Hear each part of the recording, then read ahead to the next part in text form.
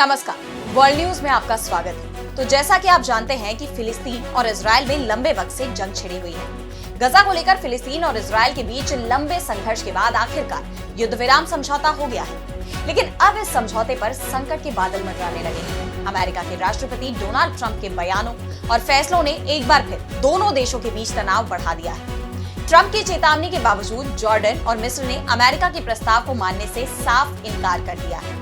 तो क्या ट्रंप के फैसलों से गजा में फिर छिड़ेगी जंग? इस पर हम करेंगे विस्तार से चर्चा। लेकिन आइए जरा उन खबरों को भी देख लें जिन पर आगे होगी।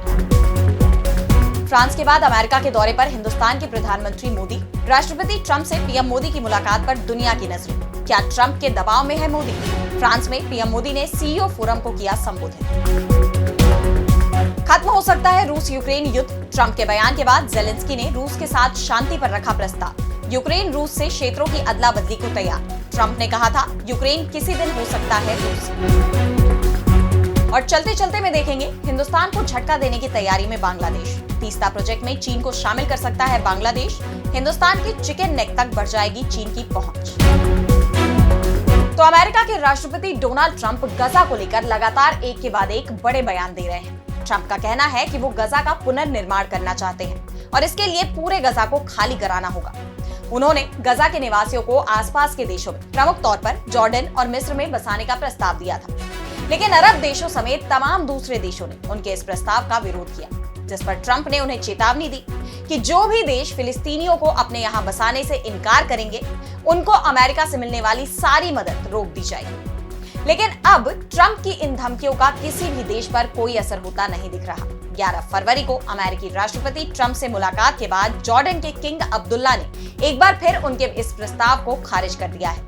उन्होंने कहा कि जॉर्डन इस मत को लेकर अटल है कि वो फिलिस्तीनियों के विस्थापन के खिलाफ है। किंग अब्दुल्ला ने कहा कि एक ऐसा फैसला लिया जाना चाहिए जो सभी के लिए सर्वश्रेष्ठ हो। लेकिन ट्रंप ने साफ कर दिया कि वो अपना इरादा नहीं बदलेंगे। उन्होंने अपना बयान दोहराया कि अमेरिका गजा पर नियंत्रण करेगा और फिलिस्तीनी लोग गजा से अलग किसी सुरक्षित जगह पर भेजे जाएंगे। वहीं मिस्र के विदेश मंत्रालय ने भी एक बयान जारी करते हुए कहा कि वो गजा के पुनर्निर्माण के लिए एक व्यापक प्रस्ताव पेश करने की योजना बना रहा है। इस दौरान मिस्र की कोशिश ये सुनिश्चित करने की होगी कि फिलिस्तीनियों को गजा से बाहर नहीं निकलना पड़े। यानी मिस्र ने भी साफ कर दिया है कि वो फिलिस्तीनियों को गजा पट्टी से बाहर निकालने और उन्हें कहीं और बसाने के ट्रंप के इस प्रस्ताव के साथ नहीं। उत्तर कोरिया ने भी ट्रंप के इस फैसले को काफी बेतुका और हास्यास्पद बताया। उत्तर कोरिया की सरकार ने कहा कि अमेरिका अपने गजा प्लान की आड़ में उगाही कर रहा है। कोरिया की एक न्यूज एजेंसी ने ट्रंप का नाम लिए बगैर कहा कि फिलिस्तीनियों के सुरक्षित लौटने की थोड़ी बहुत उम्मीद को इस प्लान ने कुचल दिया है। अब ये दुनिया दलिये की हांडी की तरह उबल रही है। इस बीच इजरायली पीएम बेंजामिन नेतन्याहू ने भी हमास को युद्ध विराम डील खत्म करने की धमकी दे दी है। नेतन्याहू ने कहा कि अगर हमास 15 फरवरी को उसके 3 बंधकों को रिहा नहीं करता है तो इजरायली सेना गजा पट्टी में फिर से लड़ाई शुरू कर देगी। इसके साथ ही नेतन्याहू ने इजरायली सेना को गजा पट्टी के अंदर और उसके आसपास के क्षेत्रों में सैनिकों की तैनाती बढ़ाने का आदेश भी दिया है। आपको बता दें कि हमास ने इजरायल पर युद्ध विराम की शर्तों के उल्लंघन का आरोप लगाते हुए 15 फरवरी को होने वाली अगली बंधकों की रिहाई स्थगित करने का ऐलान किया है, जिस पर अमेरिका ने भी हमास को धमकी दी है। डोनाल्ड ट्रंप ने कहा है कि हमास को किसी भी कीमत पर इजरायली बंधकों को रिहा करना होगा, नहीं तो नरक मचा देंगे। इस पर हमास ने ट्रंप को जवाब देते हुए कहा कि इन धमकियों का कोई मतलब नहीं है, इससे चीजें और ज्यादा खराब होंगी। जरूरी ये है कि दोनों पक्ष युद्ध विराम की शर्तों का सम्मान करें ताकि सब ठीक चलता रहे। लेकिन इन सब के बीच चिंता ये जताई जा रही है कि अगर ट्रंप अपने फैसलों पर अड़े रहे तो एक बार फिर मिडिल ईस्ट में जंग छिड़ सकती है, गजा में फिर तबाही मच सकती है। और अब बढ़ते हैं अगली खबर की तरफ, जहां हम बात करेंगे पीएम मोदी के अमेरिका दौरे की। तो फ्रांस के बाद अब हिंदुस्तान के प्रधानमंत्री मोदी का अमेरिका दौरा शुरू हो गया है, जिस पर सारी दुनिया की निगाहें हैं। हाल ही में डोनाल्ड ट्रंप के शपथ ग्रहण में पीएम मोदी को ना बुलाए जाने को लेकर दोनों देशों के बीच रिश्तों को लेकर सुगबुगाहट जारी है। लेकिन अब 13 फरवरी को पीएम मोदी की राष्ट्रपति डोनाल्ड ट्रंप से मुलाकात होगी। लेकिन इस दौरे से पहले ही अमेरिका ने हिंदुस्तान के आगे शर्त रख दी है। अमेरिका ने कहा है कि हिंदुस्तान ज्यादा से ज्यादा रक्षा उपकरण अमेरिका से खरीदे। तो दूसरी तरफ मोदी चाहते हैं कि हिंदुस्तान रक्षा उपकरण खुद बनाए। ऐसे में दोनों की नीतियों में टकराव देखने को मिल रहा है। अब इस शर्त पर हिंदुस्तान कैसे रिएक्ट करता है, ये देखना होगा। लेकिन पीएम मोदी के इस अमेरिका दौरे को इसलिए भी अहम माना जा रहा है क्योंकि मौजूदा वक्त में प्रवासी हिंदुस्तानियों को अमेरिका से हिंदुस्तान भेजने का मुद्दा देश में गरमाया हुआ है। हिंदुस्तान का विपक्ष भी लगातार इस मुद्दे पर सरकार को घेर रहा है। ग्रैंड ओल्ड पार्टी कांग्रेस के राष्ट्रीय अध्यक्ष मल्लिकार्जुन खड़गे ने भी पीएम मोदी के इस दौरे को लेकर प्रवासियों का मुद्दा उठाया। खड़गे ने कहा कि अगर ट्रंप वाकई में पीएम मोदी के दोस्त हैं और सचमुच में प्रधानमंत्री मोदी की बात सुनते हैं तो वे हमारे लोगों को ऐसे क्यों निकाल रहे हैं? उन्हें नियमित यात्री उड़ान से भेजने की बजाय उन्हें मालवाहक उड़ान से क्यों भेजा गया? इसका मतलब है कि प्रधानमंत्री मोदी के दोस्त हमारे लोगों के साथ गुलामों जैसा व्यवहार कर रहे हैं। हम उन्हें वापस लाने के लिए अपना विमान भेज सकते हैं। यानी देखा जाए तो तमाम मुद्दों के साथ साथ पूरी दुनिया की इस बात पर भी नजर रहने वाली है कि पीएम मोदी अपने इस दौरे में प्रवासियों का मुद्दा उठाते हैं या नहीं। वहीं इस बीच मोदी सरकार के कई हालिया फैसलों और बयानों को लेकर ये माना जा रहा है कि ये कहीं न कहीं अमेरिका को खुश करने की कोशिश में है। हाल ही में विदेश मंत्री एस जयशंकर ने ट्रंप को अमेरिकी राष्ट्रवादी कहकर संबोधित किया था। मोदी की नीतियों में भी राष्ट्रवाद के उस पहलू पर जोर दिया गया है कि विदेशी निर्भरता कम हो। लेकिन कई विश्लेषकों का मानना है कि ट्रंप को खुश करना इतना आसान नहीं है और ना ही इसका कोई अंत होता है। अब देखना होगा कि पीएम मोदी के इस अमेरिका दौरे से क्या निकलकर सामने आता है। लेकिन इससे पहले अपने फ्रांस दौरे के दौरान पीएम मोदी और राष्ट्रपति इमैनुअल मैक्रों ने मार्सिले पहुंचकर प्रवासी हिंदुस्तानियों से मुलाकात की और हिंदुस्तान के वाणिज्य दूतावास का उद्घाटन भी किया। यहाँ दोनों ने मुजार गुएस सिमेट्री में पहले और दूसरे वर्ल्ड वॉर में जान गंवाने वाले हिंदुस्तानी सैनिकों को श्रद्धांजलि भी दी। यहाँ पीएम मोदी ने सीईओ फोरम को भी एड्रेस किया।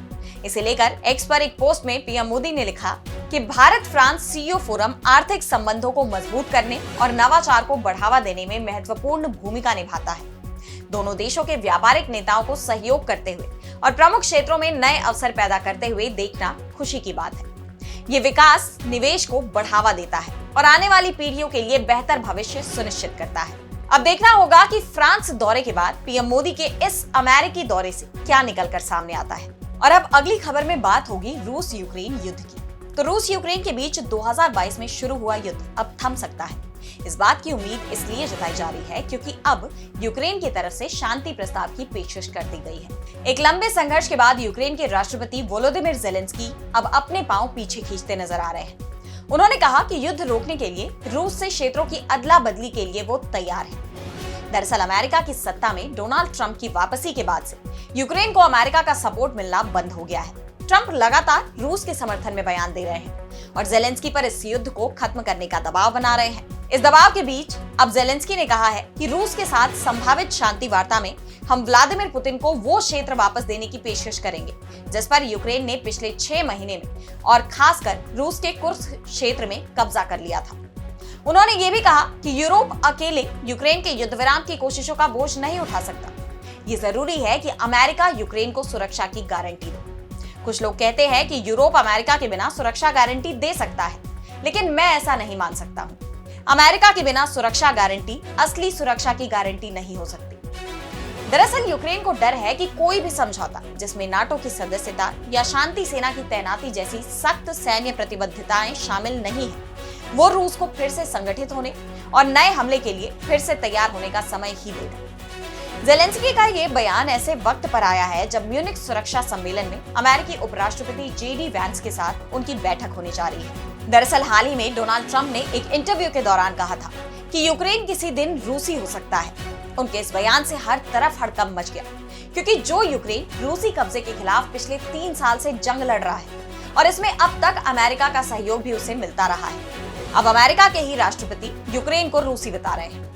हालांकि ट्रंप का दावा है कि वो इस युद्ध को खत्म करवाने के लिए दोनों पक्षों के साथ बातचीत करने में जुटे हैं। फॉक्स न्यूज के साथ एक इंटरव्यू में ट्रंप ने यूक्रेन को लेकर कहा कि वे सौदा कर सकते हैं, वे सौदा नहीं भी कर सकते हैं, वे किसी दिन रूसी हो सकते हैं या वे किसी दिन रूसी नहीं भी हो सकते हैं। अमेरिकी राष्ट्रपति ने यह भी दोहराया कि वो यूक्रेन को अमेरिका की तरफ से दी गई मदद के बदले दुर्लभ पृथ्वी खनिजों तक पहुंच के रूप में मुआवजा चाहते हैं। ऐसे में अब ज़ेलेंस्की ने खुद ही ये शांति का प्रस्ताव पेश कर दिया है। अब इस पर रूस और अमेरिका की क्या प्रतिक्रिया सामने आती है, ये देखने वाली बात होगी। और अब चलते चलते में देखेंगे हिंदुस्तान को झटका देने की तैयारी में बांग्लादेश। तो पाकिस्तान से बांग्लादेश की बढ़ती नजदीकी ने पहले ही हिंदुस्तान की चिंता बढ़ा रखी थी और अब खबर आ रही है कि बांग्लादेश चीन से भी नजदीकियां बढ़ा रहा है। जिसके बाद से कहा जा रहा है कि अब चीन बांग्लादेश के सहारे हिंदुस्तान में एंट्री करने की कोशिश कर रहा है। एक रिपोर्ट में दावा किया जा रहा है कि मोहम्मद यूनुस का प्रशासन तीस्ता प्रोजेक्ट में चीन को शामिल कर सकता है। अगर ऐसा हुआ तो यह हिंदुस्तान की सुरक्षा के लिए गंभीर खतरे पैदा कर सकता है। तीस्ता नदी के संरक्षण और प्रबंधन पर प्रस्तावित बहुउद्देशीय परियोजना में चीन को शामिल करना चाहिए या नहीं, इस पर सहमति बनाने के लिए यूनुस प्रशासन ने सार्वजनिक सुनवाई का रास्ता अपनाया है। अब सवाल ये है कि आखिर बांग्लादेश का ये कदम हिंदुस्तान के लिए खतरा कैसे बन सकता है। तो आपको बता दें कि तीस्ता नदी सिक्किम से निकलती है और हिमालयी राज्य और उत्तरी बंगाल के कुछ हिस्सों में लगभग 305 किलोमीटर की दूरी तय करने के बाद ये बांग्लादेश में प्रवेश करती है। वो रणनीतिक सिलीगुड़ी कॉरिडोर से सिर्फ 100 किलोमीटर की दूरी पर है। सिलीगुड़ी कॉरिडोर को हिंदुस्तान का चिकन नेक कहा जाता है। ये हिंदुस्तानी उपमहाद्वीप का सबसे पतला हिस्सा है जो नेपाल और बांग्लादेश के बीच स्थित है और पूरे पूर्वोत्तर को देश के बाकी हिस्सों से जोड़ता है। हिंदुस्तान और बांग्लादेश में तीस्ता प्रोजेक्ट को लेकर लंबे वक्त से विवाद चल रहा है, लेकिन शेख हसीना की सरकार ने चीन को इस प्रोजेक्ट से दूर रखा था। ऐसे में अब जब शेख हसीना को लेकर बांग्लादेश और हिंदुस्तान में विवाद चल रहा है, तो इस बीच बांग्लादेश पाकिस्तान और चीन से नजदीकियां बढ़ा रहा है, जो हिंदुस्तान के लिए गंभीर चिंता का विषय है। तो आज इस वर्ल्ड न्यूज में इतना ही। देश दुनिया की तमाम बड़ी खबरों के लिए बने रहिए डीवी लाइव के साथ और मुझे दीजिए इजाजत। नमस्कार।